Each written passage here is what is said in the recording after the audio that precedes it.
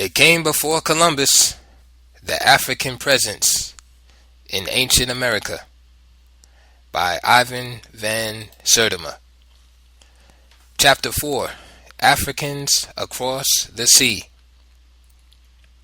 Quote, perhaps Heyerdahl's greatest contribution has been to show by example that long voyages in primitive craft were not impossible. This may have been necessary for some Americanists. It was not for those who knew the sea. End quote.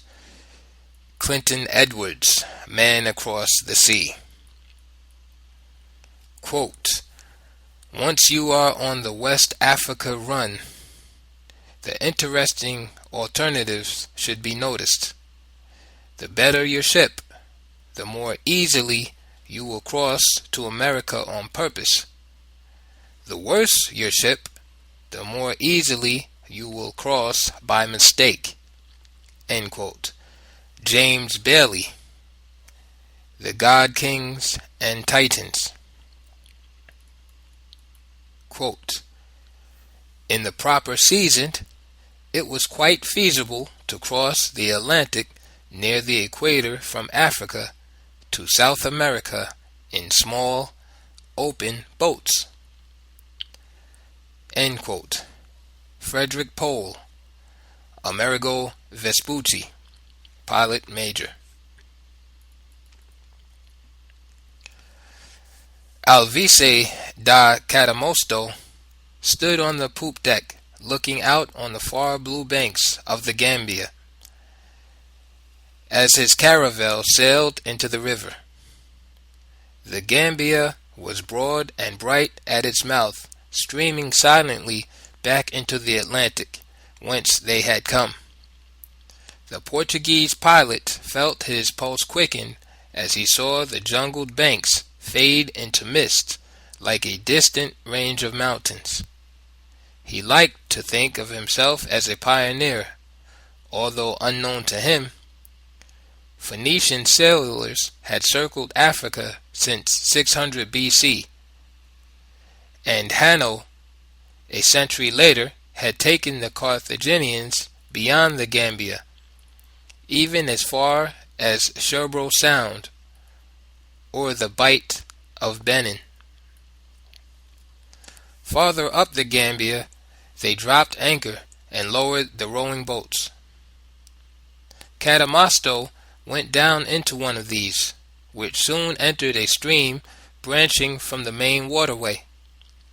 It was like a canal between the trees, which now began to close in on them, their submerged roofs lifting and sinking in the swell. Suddenly, this stream widened, and they saw in the distance what looked at first like a drifting island of black men. Catamosto shouted to his crew to swing around and head back with all haste to the ships. Bearing down upon them were 3 large boats. They were of the type the Portuguese called Zapoli, dugouts made from enormous trees hollowed out. Like the ship's boats, they were propelled by oars, but they were much larger. They were 25 to 30 Negroes in each. Everyone strained at his oar with a mounting terror. This was a dreaded region of the Gambia country. To come within bowshot of these men meant certain death. The tips of their arrows sent poisons darting to the heart as fast as the pace of blood. Catamosto was glad he had ordered the retreat the very instant he had sighted them. The race back to the ships was close. His men did not return so rapidly, however, but that these boats were close behind, within a bowshot of them, when they reached the ships, for they are very swift. When the men had boarded their ships, they began to gesticulate and to make signs for the African boats to draw near. These slowed down and approached no nearer. Attempts to persuade the boatmen that they had come in peace and that they meant no harm failed. The Africans held back, guarded and suspicious. They were as fascinated, however, by the strangers as they by them. They studied the Portuguese quietly at a safe distance, then, at a signal from their captains, turned and departed. The next day, as the caravels penetrated farther up the Gambia, there issued from another stream another company of black men. They approached the Portuguese in a flotilla of huge boats.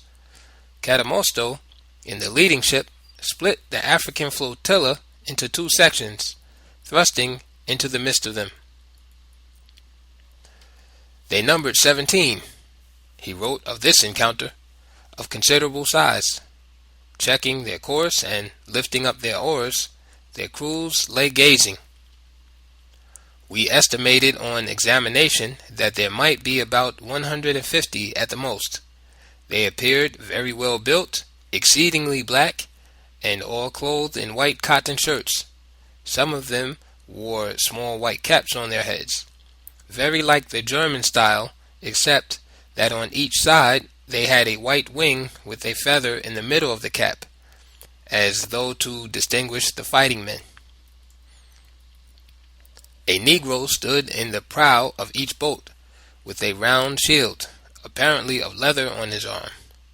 They made no movement toward us, nor we to them. Then they perceived the other two vessels coming up behind me, and advanced toward them. On reaching them, without any other salute, they threw down their oars and began to shoot off their arrows. This encounter between the Portuguese and the boatmen on the Gambia occurred in 1455. It is the only account of West African riverboats documented by Europeans before the coming of Columbus. But Africa was largely unknown to them, even to the pioneering Portuguese. Recent investigations into African watercraft show that some West African tribes specialized in fishing and boat building, that they ferried goods in huge water buses across their waterways as we ferry them in trucks on our roads. The boats seen by Cadamosto on the Gambia were very large and swift, and built on the principle of the galley, using oars instead of paddles. But we would hardly think of them as the type of craft we would use to venture across an ocean. Some basic protection from the elements and the rudiments of a sail would at last be found on fishing craft. A.C. Haddon and James Hornell cite fairly sophisticated watercraft in use in pre-European West Africa. The anthropologist P. Malsey has drawn attention to sewn boats large enough to carry 12 tons of cargo across the Niger. These huge provision boats were made by the Bozo, a West African people who live by fishing. In the Talking Book of the 13th century, which records the oral tradition of the Mali Empire during the reign of its founder, Sundiata, we learn of the vast fishing fleet of the Somono, also a people of the Niger, who covered that river with their boats, so that Sundiata's infantrymen, returning to Niani from their victory over the Sasso, would not wet their feet. Richard Hull, in his book Munyakare, African Civilization Before the Bature, notes the medieval prosperity enjoyed by Western Sudanic markets, thanks to the security maintained by armies and riverine navies of the first Mali and later Songhai. Huge boats laden with grain, ivory, and other commodities could travel swiftly and safely along the Niger. The Niger, of course, is 1,000 miles from the Atlantic. It was the eastern border of the medieval Mali Empire, but it provides easy communication with the Gulf of Guinea, and its headquarters originate in the same highlands as those of Senegal, thus facilitating a link-up with other African fisherfolk and riverine traders all the way to the North Atlantic. Fishermen and traders of West Africa traveled not only on inland lakes and rivers but along the Atlantic coast. Caught in a strong gale or sucked into a powerful current, they could easily find themselves adrift. How would these fishermen or traders, with provisions to last them only a few days at most, survive a journey lasting at least 2 months? How would these boats, intended only for inland transport or off-coast fishing, fare on the great ocean? Before one sets out to answer these questions, it is necessary to examine the prevailing myths about ancient boats and the sea, which traditional historians and scholars have promoted and perpetuated. These myths, created by men who did not even trouble to inquire into the basic facts of navigation and oceanography, made it difficult in the past, make it difficult even today for the popular imagination to conceive of transoceanic crossings before Columbus. It is generally admitted that the first people to inhabit America were Mongols from Asia who came to this continent via the Bering Straits some 40,000 years ago, the earliest date suggested by the most recent research. They came as Ice Age primitives with the barest rudiments of Asian culture across a land bridge made possible by the weight of advancing ice sheets that buckle the Earth's surface, reducing the sea level by 300 feet. This bridge was a plain 1,000 miles long. As the ice retreated, the plain sank into the sea, reappearing about 25,000 years ago to form once more a passage for wanderers from Asia. After this second glacial epoch, America is assumed to have lived in total isolation from the rest of the world and to have developed all its cultures independently until Columbus came.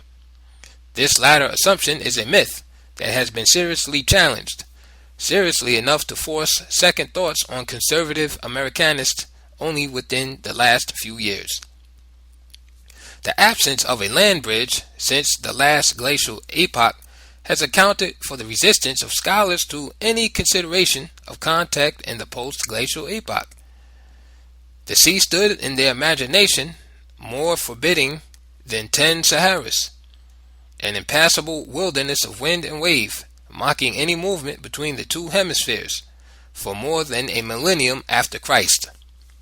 Few Europeans dared sail into the vast sea, beyond the legendary Pillars of Hercules.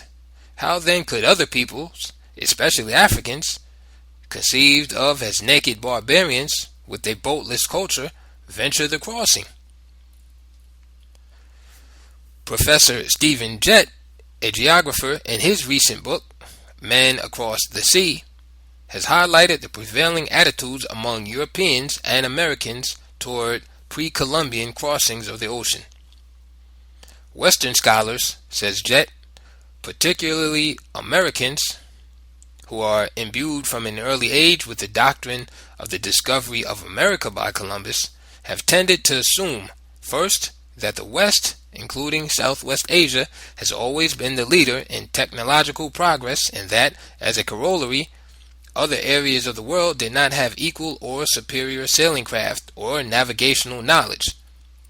And second, that European ships of the 15th century, which made transoceanic voyages only with difficulty, must have been superior to those of 1,000 or 2,000 years earlier. Hence, polygeneticists have contended that the watercraft of pre-Columbian times could have crossed the oceans only accidentally and by miraculous good fortune, and that therefore there could have been no significant influence on ancient America from beyond the seas. It is to combat these and other assumptions that I shall outline what is known about pre-Columbian watercraft in Africa, and the factors, winds, currents, natural Africa to America routes, basic survival kits, seafood, and freshwater sources, favoring and facilitating the Atlantic crossing.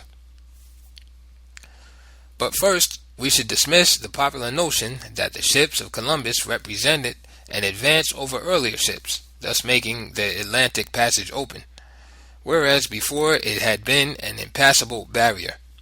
The navigational knowledge of the 15th century Spaniards was elementary indeed. 8 or 9 pilots guided the Santa Cruz and the Nina. The caravels of Columbus on his 1493 to 1496 expedition, second voyage, and according to Columbus himself, they were like blind men. Although there were 8 or 9 pilots on board the 2 vessels, yet none of them knew where they were.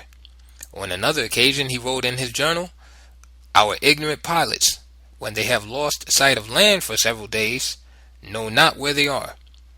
They will not be able to find the countries again which I have discovered." The Spaniards knew nothing about longitude, and Columbus had to strike out for the latitude of Japan, hoping thereby to chance upon India. The major inventions in maritime navigation that were to transform European shipping during the Renaissance had been made before Christ, and were completely lost to Europe during the Dark Ages. The system of latitudinal and longitudinal coordinates used as early as 100 BC in China had not, even as late as the conquest period, been acquired by Europe, whose navigators could not read longitude until the 18th century. The lateen sail hoisted on the Spanish and Portuguese caravels came from the Arabs. The astrolabe, an instrument to determine latitude by the sun's altitude, although originally invented by the ancient Greeks, diffused to 15th century Europe after passing through centuries of development by the Arabs. Other popular notions that must be dismissed are that Africa had no knowledge of the sea, never had mariners, never made boats, nurtured a landlocked race, that her empires ended at the edge of the desert, unwashed by the world seas. Africans were navigating the Atlantic before Christ. They had moved up the North Atlantic to Ireland, capturing part of that country in a very early period.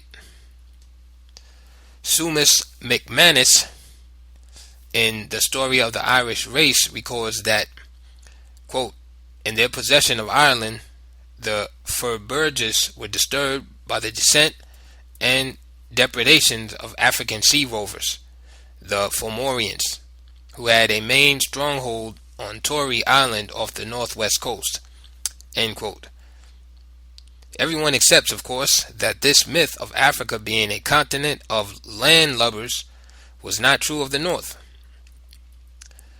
The shipping of the ancient Egyptians is well documented. Archaeology is rich in its evidence of these ships: painting, graffiti, sculpture, reliefs on temple walls, ancient texts, even shipyard accounts, and most recently the wrecks themselves. The Norwegian writer and explorer Thor Heyerdahl has made more than an academic study of these ships. He has put the shipbuilding ideas and designs of the most ancient Egyptians to a practical test and proven that their most primitive boats, the papyrus reed boats that were built before their wooden ships, could have made it across the Atlantic from Africa to America. What is extremely interesting about his experiment is not only the demonstration of the seaworthiness and ocean-going capabilities of the reed boat, but the fact that some of the far more sophisticated and elaborate boats with rigid wooden frames built along the same papyriform design would not have been able to make it. The famous Cheops boat, discovered in 1954 in the Cheops Pyramid in Egypt, for example, is the oldest preserved vessel in the world. Built around 2600 BC, it is very impressive looking, 146.5 feet long and nearly 20 feet wide. It tries to imitate in wood the ocean-going lines and curves of the papyrus boat, but it is more like a huge, spectacular toy. It would have disintegrated quickly under the violent slaps of the ocean. Heyerdahl wondered why the builders of the Cheops boat tried so hard to imitate in rigid cedar the ocean-going lines of the pliant papyrus boat if papyrus was useless on the ocean. Scientists had scoffed at the idea that an ancient papyrus vessel could make it on the Atlantic. They had demonstrated in the laboratory with loose sections of papyrus reed that this material becomes waterlogged and loses all carrying capacities in less than a fortnight. They had also put the reed in stagnant seawater in laboratory tanks to show that the cellular core of the reed quickly starts to deteriorate. All this struck Heyerdahl as meaningless. The real conditions he felt would disprove them all. Could one conclude that the Queen Mary would not float because a piece of its iron body sunk like a stone in a laboratory tank? Flying in the face of these negative experiments, he organized the building of a papyrus boat near the Cheops ship at Giza in Egypt. He used the paintings and reliefs of boats in Egyptian burial chambers as his models. He bought 12 tons of sun-dried papyrus reeds, about 10 to 12 feet long, from Lake Tana in Ethiopia, and hired 2 experienced boat builders along with an interpreter from Lake Chad in Central Africa. This area is not far from Tegeta, the copper mines of medieval Mali. It is close to Egypt, and large boats of robust construction, similar to those used by the Egyptians, are still in common use. With Buduma tribesmen under the direction of Abdullah Jibreen, a papyrus expert from Lake Chad, a replica of the ancient papyrus boat was built. Heyerdahl called this the Ra, the word for the sun in ancient Egypt, as well as in parts of America and on all the islands of Polynesia. The Ra-1 set out from Safi on the Atlantic coast of North Africa on May 25, 1969. It sailed to within a few days of the New World before it got into serious trouble. The Heyerdahl expedition had made one mistake. In the Egyptian model, a rope ran down from the curved tip of the stern to the afterdeck. It was thought that this rope was only there to maintain the curve of the stern. In fact, the stern, through this rope, acted as a spring supporting the pliant afterdeck. The ill-advised removal of this rope caused the afterdeck to sag, and the boat listed dangerously as it neared Barbados. A smaller model, Ra-2, built on the identical Egyptian pattern by a Native American tribe, the Aymara, who profited from this trial and error, made it across the Atlantic from Africa successfully. What Heyerdahl had proven, in effect, was that the most ancient of Egyptian ships, predecessors of even more sophisticated models, could have crossed the Atlantic. He demonstrated also, through the shipbuilding labors of the Buduma tribesmen, that these navigational skills had been largely preserved among riverine and lacustrine Africans even to the present day. The papyrus boat, however, is but a modern curtain raiser on the vast theater of ancient Egyptian shipping. Even in the very early pre-dynastic times, the Egyptians were building plank boats as well as papyrus boats. These plank boats were sewn together and the joints caulked with fiber. It was an extension of the method first used for the papyrus boats. By the dynastic period, they could boast of boats as long as 3-car trains. It is recorded that the black African pharaoh Seneferu, at the close of the 3rd dynasty, in 1 year made 60 ships that were 100 feet long, and in the following year built 3 with a bow to stern measurement of 170 feet. The Egyptians got their timber for boat building from Lebanon and from Byblos, major Phoenician ports, because Egyptian timber suitable for the purpose was the wood of the sycamore tree, which was so needed for its fig fruit that it could not be cut down for boats without special permission.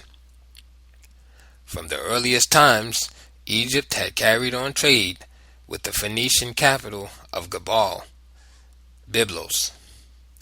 This was the land from which the Egyptians obtained wine, certain oils for funerary use, and cedar wood from the Lebanon ranges for construction of ships, masts, and flagstaves, for coffins and choice furniture of every type.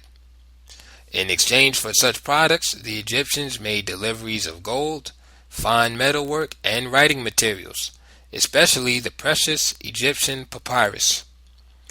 Intercourse was carried on by traders in caravans, but even more so by sea in Egyptian trading vessels so characteristic of the service in which they were engaged that they were designated Byblos travelers.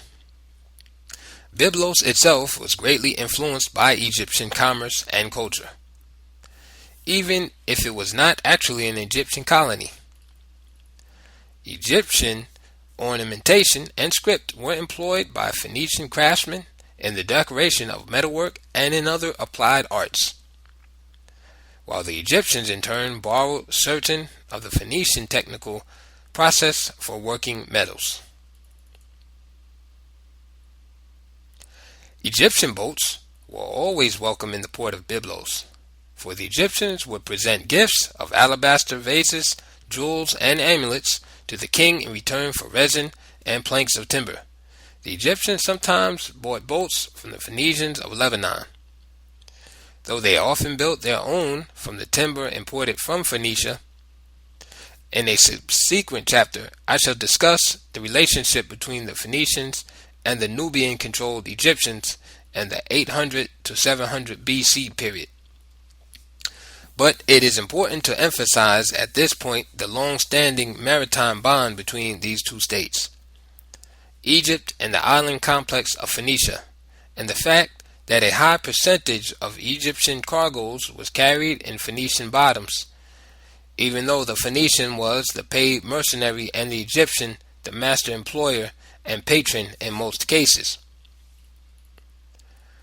What has been claimed to be a Phoenician figure, probably a merchant captain, was found standing engraved on a stele beside the Negroid stone figures at La Venta. The maritime relationship between these two states must therefore be examined. Why should Negro Africans in Egyptian-type helmets be found in juxtaposition with Phoenicians in an archaeological site dated circa 800 BC along the Atlantic seaboard? This juxtaposition is not an incongruous one at all. Egyptian mariners were a very mixed bunch indeed. During the 18th dynasty, it is recorded that Egyptian crews comprised native Egyptians, Asiatics, mostly from Palestine, Syria, and Libya, other foreign mercenaries, and Nubians. In the 19th dynasty, there was a fine royal navy consisting of merchant ships sailed by their own crews and skippers, but carrying trained marines. Mention is made of a division of Sheridan, Meshwesh, and Negroes. The Phoenician element in Egyptian shipping is not to be ignored, but it should not be exaggerated either. Some writers have made legendary navigators and maritime supermen out of these people. It is true that Egyptians did not rove the Mediterranean from one end to the other like the nomadic Phoenicians, but boats and the sea were as important to the Egyptians as caravans and the land. In fact, we owe a great deal of what we know about ancient ships to the huge ritual boats that were buried with some of the pharaohs. The walls of tombs and temples abound with paintings of them, from the 60-oared pre-dynastic boats found on inscriptions in the tomb of the pharaoh Menes at Abydos to the fresco of a squadron of 5 ships belonging to the fleet of Queen Hatshepsut in the temple of Deir el-Bahari. We can watch the evolution of the Egyptian ship over a span of 3 millennia. The Egyptians were the great innovators of maritime science.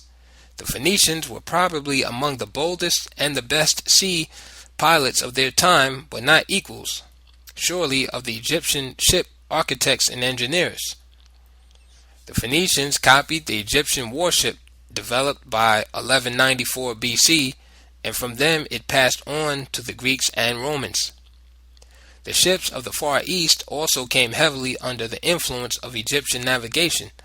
Among these influences we mention the papyrus and reed boat, the steering oar, quarter rudders, both the sheer and tripod mast, the square sail twice as high as wide, the boom at the foot of the sail, spoon-shaped hulls, transverse beams projecting through the hull sides, and the central mat-covered cabin.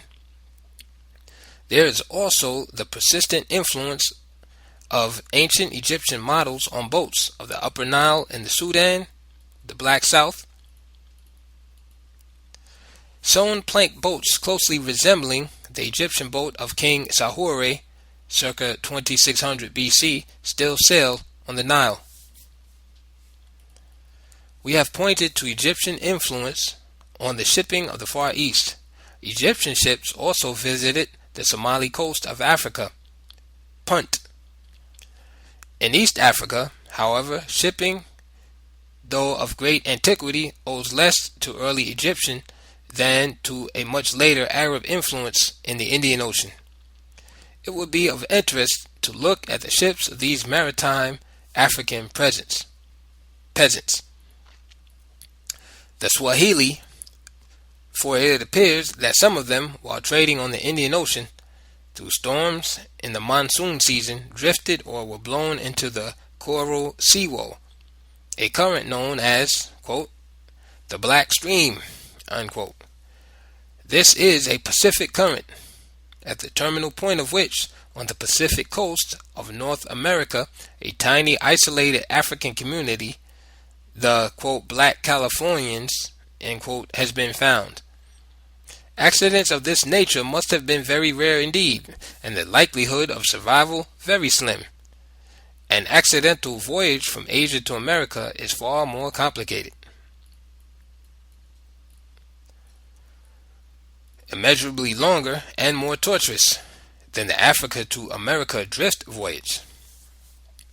It would appear, however, according to Bancroft and de Quatrefages, that it did sometimes happen. On the East African coast, along the shores of the Indian Ocean, lies the Bantu Islamic civilization of the Swahili. These Africans were trading with India and China many centuries before Columbus.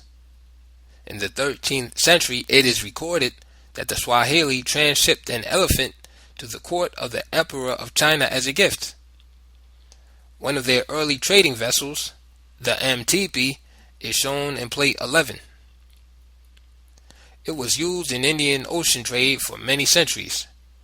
Some of these vessels weigh as much as 70 tons and are much larger than the one shown in the illustration, which is from a model in the Fort Jesus Museum at Mombasa.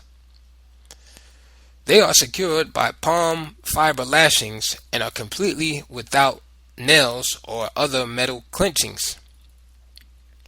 A considerable range of sailing ships was used by the Swahili for trade, fishing, and the ferrying of farmers along the East African coast. Hundreds of Swahili ships, quite apart from the Arab dhows that came in from the Persian Gulf in the November-December months, plied between ports such as Tanga, Bagamoyo, Kilwa, in what is now Tanzania, Kapini, Kilifi, and Mombasa, to name just a few of the Kenyan ports. Some of these vessels did not use the compass or navigate by the stars, since they kept close to the familiar coastline and ventured forth only by day. But others sailed into the ocean to India and China, south toward the island of Madagascar and beyond or took a northwesterly route to the shores of Arabia and the Persian Gulf.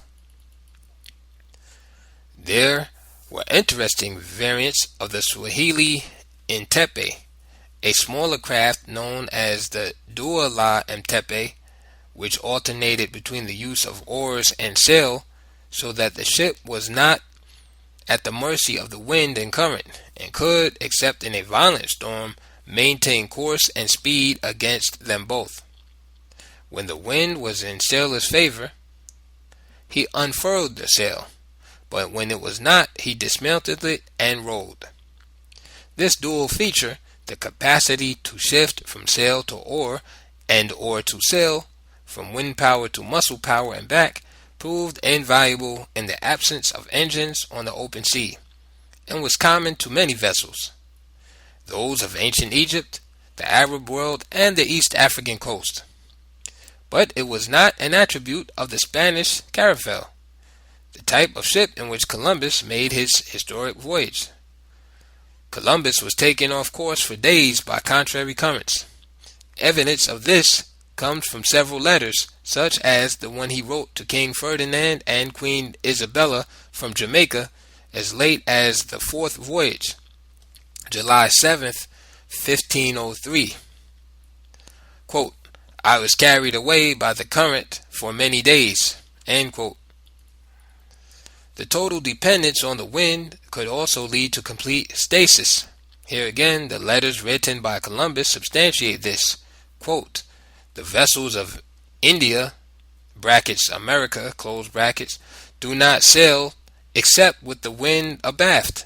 This is done not because they are badly built or clumsy, but because the strong currents in these parts, together with the wind, make it impracticable for them to sail with the bowline, for in one day they would lose as much way as they might have made in 7. For a similar reason, I could not use the caravels, even though they were Portuguese Latines. This is the reason for their not sailing except with a favorable wind, and they will remain in port, waiting for 1, 7, or 8 months at a time. Nor is this particularly strange, for the same often occurs in Spain." End quote. Due to this kind of paralysis, in windless seasons and spaces, a Spanish caravel of the 15th century could actually take longer to complete the Africa to America journey than the simplest African boat. Thus, Vespucci, in a Spaniard caravel using sail power, took 64 days to make it from the Cape Verde Islands off West Africa to the South American coast, while Hans Lindemann, a German medical doctor in an African dugout using current power, accomplished the crossing in 1955 in 52 days. The invention of the sail was a crucial event in the story of seamanship, occurring 6,000 years before the introduction of the steamship engine, yet wind propulsion by sail, setting such rigorous limits upon the direction in which a ship could move, and enforcing by the nature of the winds a very low average speed between boats, is a far from satisfactory way of achieving motion over great tracts of ocean. It will be contended, however, that even if the caravel was not as agile and maneuverable as some of the simpler craft cited, it was a better gamble on the ocean because of its size, which could withstand the buffeting of the wind and waves. There were Arab ships of greater size and tonnage in pre-Columbian times, to be discussed in chapter 12. But though African boats were considerably smaller, since they were largely designed for river traffic and coastal fishing, it should be pointed out that seaworthiness is not proportionate to size. To the contrary, the larger the size, the greater the stresses set up by wind and wave as they encounter the inertia of the heavy craft, and thus the greater the possibility of breaking up. A fairly small craft, if it is well constructed, is more likely to survive a long sea voyage, especially if it is of flexible construction, as are lashed log rafts and sewn plank boats. Several mariners have made this point.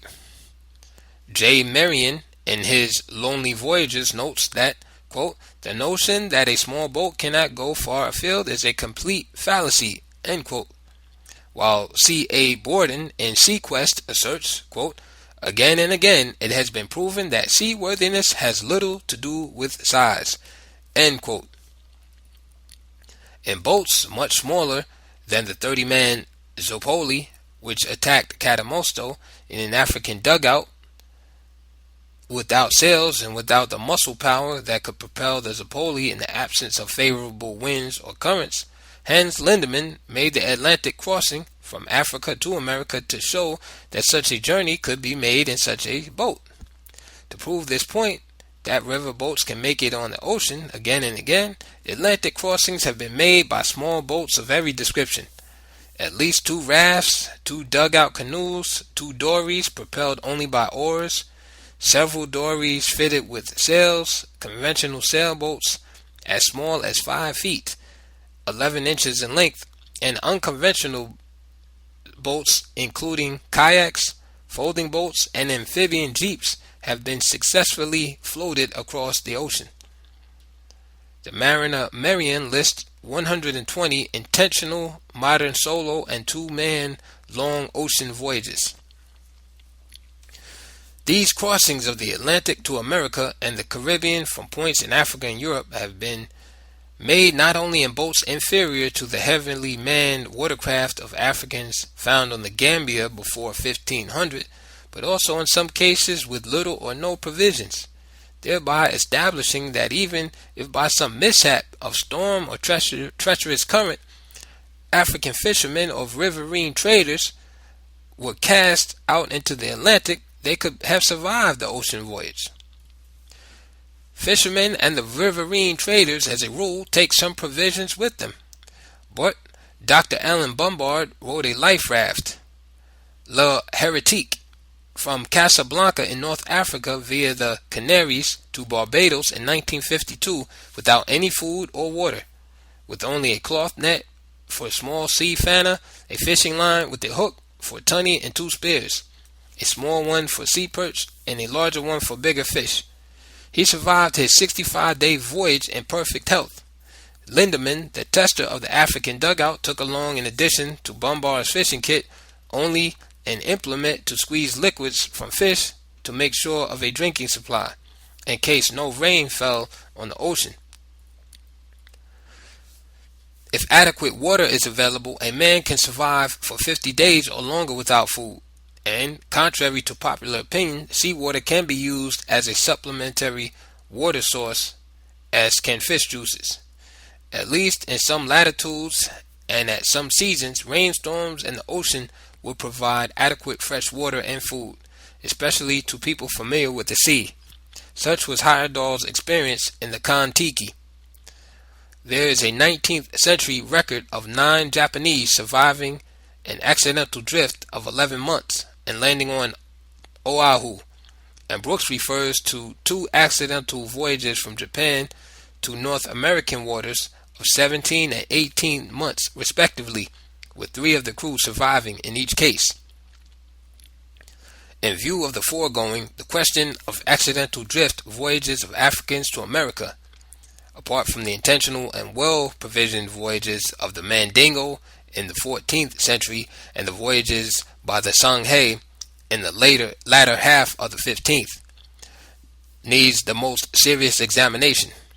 Accidental African voyages would have been likely to make their landfalls within the same wind and current band, striking points in the region of the Gulf of Mexico, the Caribbean, or the northeastern corner of South America. As Alexander Marchant has pointed out, once cast into the mid-Atlantic, it is almost impossible to avoid the South American coast. It is not surprising, therefore, that Alvarez Cabral, caught in the pull of currents off the Guinea coast, drifted westward across the Atlantic and quote-unquote discovered Brazil in 1500. The Portuguese were to learn then officially that nearly 200 miles of territory lay within the Tordesillas line, that about 1,500 miles from the Cape Verde Islands off West Africa there was the continental landmass which their king Don Juan had confidently claimed, on the strength of African testimony, existed. The famous explorer Alexander von Humboldt, in his examined critique, explains what happened to Cabral. Pedro Alvarez Cabral, whom Dom Manuel sent on the track of Vasco da Gama to the Indies, wishing to avoid the calms of the Gulf of Guinea, landed unexpectedly on the shores of Brazil. The intimate knowledge that we have today of the multiplicity of these currents, or pelagic streams of different temperatures, which traverse the great longitudinal valley of the Atlantic, offers an easy explanation for the extraordinary drift toward the west, which the little squadron of Cabral experienced. A lot more is known today about these currents from Africa to America than was known in Humboldt's time. Two main currents, the Guinea current and the Canaries current, are relevant to our study. The following information, so vital to an understanding of how the ocean provides its own pilots and propellers, is illustrated in Plate 10. The Guinea current, according to Carl Schwerin, flows eastward along the Guinea coast, with frequent cycles out to sea, where it joins the South Equatorial Current. The northern portion of the South Equatorial Current joins the North Equatorial Current in mid-Atlantic, between 25 and 50 degrees west longitude, depending on the season. This current originates along a likely part of Africa, and although it runs the wrong way, it communicates frequently and naturally with the South Equatorial Current, which runs in the right direction. Furthermore, these are relatively fast-flowing currents, so in spite of the increased distance, time of transit would be comparable to that along the Canaries current. The Canaries current flows southward along the coast of Africa to Cape Blanc or Cape Verde, depending on the season, where it splits. One branch continues south along the coast. The other branch flows into the Atlantic and becomes the North Equatorial Current. This strikes the American coast in a broad band from the Guineas through the Antilles. The strongest part of the current runs along the coast of Venezuela from Trinidad to the Guarira Peninsula. This is one of the areas of South America where we have evidence of early horticulture. This current also leaves the African continent in a most propitious region along the coast of Senegal and Gambia. The coast of Senegal and Gambia was a propitious region indeed, for this was the Atlantic border of medieval Mali. It was out of the Senegal River into the Atlantic that the fleets of Abu Bakari II sailed for the western lands. Long journeys across charterless wastes were not new to the Mandingo. They knew that the desert, like the Great Sea, had its signpost in the sky, and they called the Sahara the Sandy Sea. They navigated it as though it were a sea, using nautical instruments and astronomical computations to guide them. Tofut al-Alabi, an Arab text quoted by E.W. Boville in The Golden Trade of the Moors, states, "The Negroes travel in the desert as it were upon the sea, having guides to pilot them by the stars."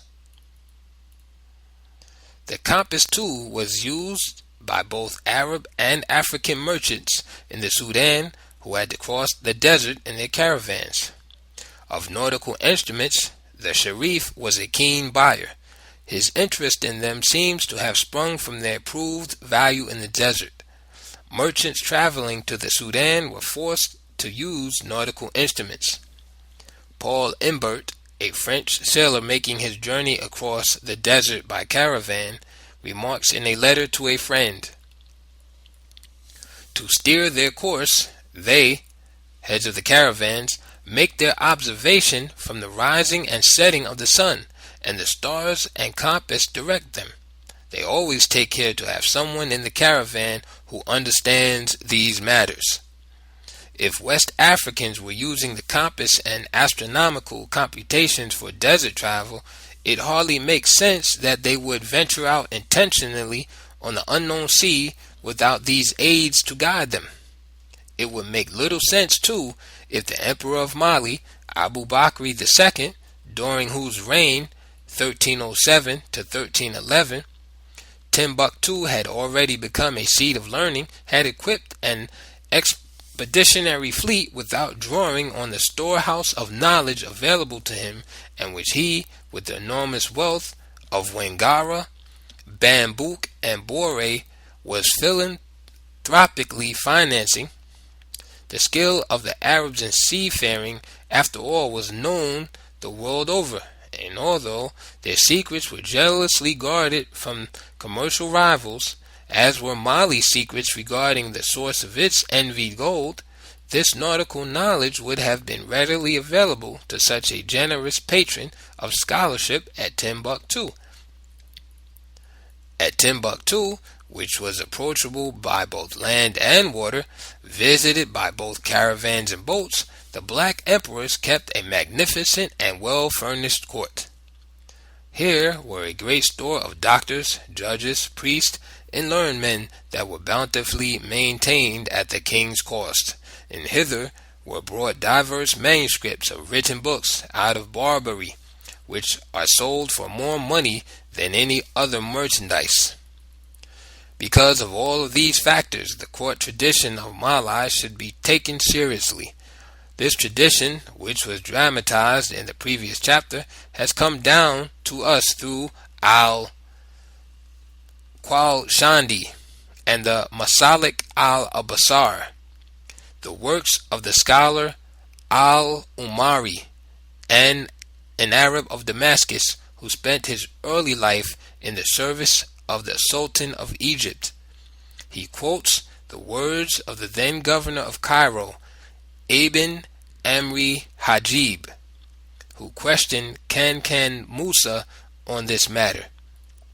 In fact, much of what is known of the memorable pilgrimage to Mecca in 1324 comes from the words of Al-Umari. Like the Meccan pilgrimage, Abu Bakr's expedition was done in a grand style, involving perhaps as many vessels as the caravans of Kankan Musa 13 years later, but leaving only ripples on a very far shore, an enigmatic chain of artifacts and influences which, like resuscitated mummies, are beginning at last to haunt us with questions. End of chapter 4.